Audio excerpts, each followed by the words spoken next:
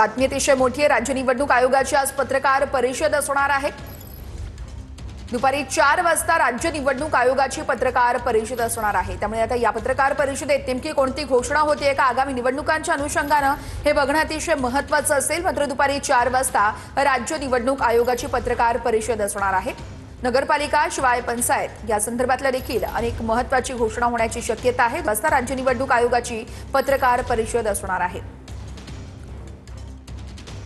राज्य निवडणूक आयोगाची आज पत्रकार परिषद असेल। गिरीश गायकवाड आमचे प्रतिनिधी आपल्याला सविस्तर अपडेट्स देत आहेत। गिरीश, या पत्रकार परिषदेमध्ये आगामी कोणत्या निवडणुकांसंदर्भात घोषणा होण्याची शक्यता आहे? निश्चितच आपण पाहतोय की आता राज्य निवडणूक आयुक्त दिनेश वाघमारे हे आज 4 वाजता स्थानिक स्वराज्य संस्थांच्या निवडणुका संदर्भात सचिवालय जिमखाना जी मंत्रालयाच्या अगदी समोर आहे त्या ठिकाणी पत्रकारांशी संवाद साधणारे आणि अधिकृत पत्रकार परिषदेला ते संबोधित करणारे आणि यामध्ये ज्या निवडणुका आहेत त्या सुद्धा जाहीर होण्याची शक्यता आहे आणि त्याच्या अगदी पुढच्या दिवसापासूनच राज्यामध्ये आचारसंहिता लागू होईल अशी सुद्धा शक्यता व्यक्त केली जाते। अखेरच्या महाराष्ट्रातील स्थानिक स्वराज्य संस्थांच्या निवडणुकीचा जो कार्यक्रम आहे तो आज जाहीर केला जाईल असं सुद्धा बोललं जात आहे। राज्य निवडणूक आयोग ही पत्रकार परिषद आयोजित करते आणि त्या दिवसापासूनच आचारसंहिता सुद्धा लागेल अशी सुद्धा माहिती आहे। मिळालेल्या माहितीनुसार एकूण 3 टप्प्यामध्ये सर्व निवडणुका ज्या आहेत त्या पार पडण्याची शक्यता आहे। सर्वोच्च न्यायालयाच्या निर्देशांनुसार 31 जानेवारीपर्यंत निवडणुका पूर्ण होणं हे सुद्धा बंधनकारक आहे आणि म्हणजेच 3 टप्प्यांसाठी 85 दिवस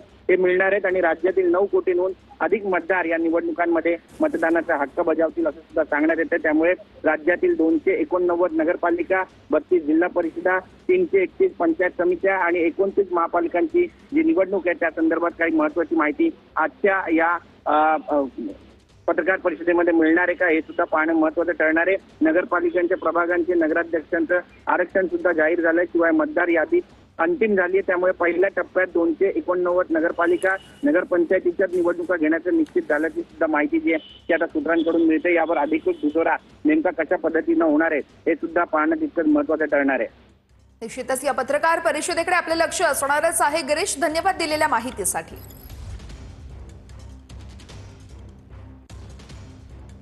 दुपारी 4 वाजता राज्य निवडणूक आयोगाची पत्रकार परिषद आहे आणि याच पत्रकार परिषदेमध्ये स्थानिक स्वराज्य संस्थांच्या निवडणुकीसंदर्भात अधिकृतपणे कोणती घोषणा होते का हे बघणं अतिशय महत्त्वाचं असेल।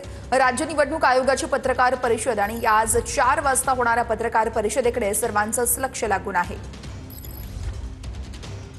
आगामी स्थानिक स्वराज्य संस्थांच्या निवडणुकांची घोषणा होण्याची शक्यता वर्तवली जाते। त्यामुळे नेमकी निवडणुकीची घोषणा झाल्यानंतर आता कशा पद्धतीने पुढे संपूर्ण कार्यक्रम हा जाहीर केला जातो हे बघणं देखील अतिशय महत्त्वाचं असणार आहे। मात्र आगामी निवडणुकीसंदर्भात राज्य निवडणूक आयोगाची पत्रकार परिषद असणार आहे। दुपारी 4 वाजता राज्य निवडणूक आयोगाची ही पत्रकार परिषद असेल। सगळ्यांचंच या पत्रकार परिषदेकडे लक्ष लागून आहे। एकीकडे विरोधकांकडून निवडणुका पुढे ढकलण्याची मागणी केली जाते आणि दुसरीकडे मात्र आता राज्य निवडणूक आयोगाची ही पत्रकार परिषद असणार आहे। त्यामुळे निवडणूक आयोग नेमकी कोणती घोषणा करतंय आणि कशा पद्धतीने पुढे निवडणुकीचा कार्यक्रम जाहीर करतंय हे बघणं अतिशय महत्त्वाचं असणार आहे। स्थानिक स्वराज्य संस्थांच्या निवडणुकांच्या अनुषंगाने याच पत्रकार परिषदेमध्ये महत्त्वाची घोषणा होऊ शकते। नगरपालिका, नगरपंचायत शिवाय पालिका निवडणुकीसंदर्भात याच पत्रकार परिषदेमध्ये महत्त्वाची घोषणा होण्याची शक्यता आहे। राज्य निवडणूक आयोगाची आज पत्रकार परिषद आणि याच पत्रकार परिषदेकडे सर्वांचंच लक्ष लागून आहे।